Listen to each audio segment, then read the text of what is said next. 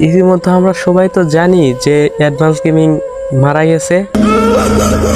তো advance gaming, আপনাকে কিছু কথা বলি, যে বিচারের মতো আপনিও আমাদেরকে ছেড়ে চলে গেলেন।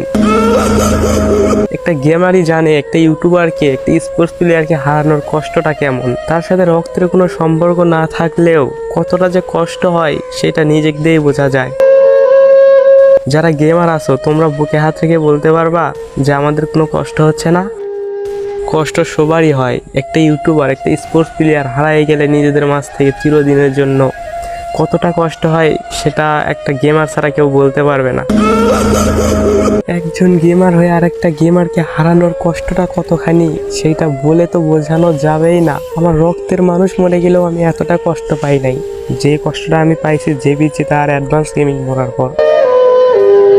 কতটা যে কষ্ট হচ্ছে ভাই আমি বলে বোঝাতে পারবো না। তোমাদের কি অবস্থা একটু কমেন্টে বলে যাও। হ্যাঁ, আর কিছু বলারও নাই, আল্লাহর জিনিসটা আল্লাহই নিয়ে গেছে। তো তার জন্য সবাই দোয়া করবা পরকালে যেন তিনি ভালো থাকেন আর আল্লাহ তাআলা যেন তাকে জান্নাতুল ফেরদাউস নসিব করেন। আমিন।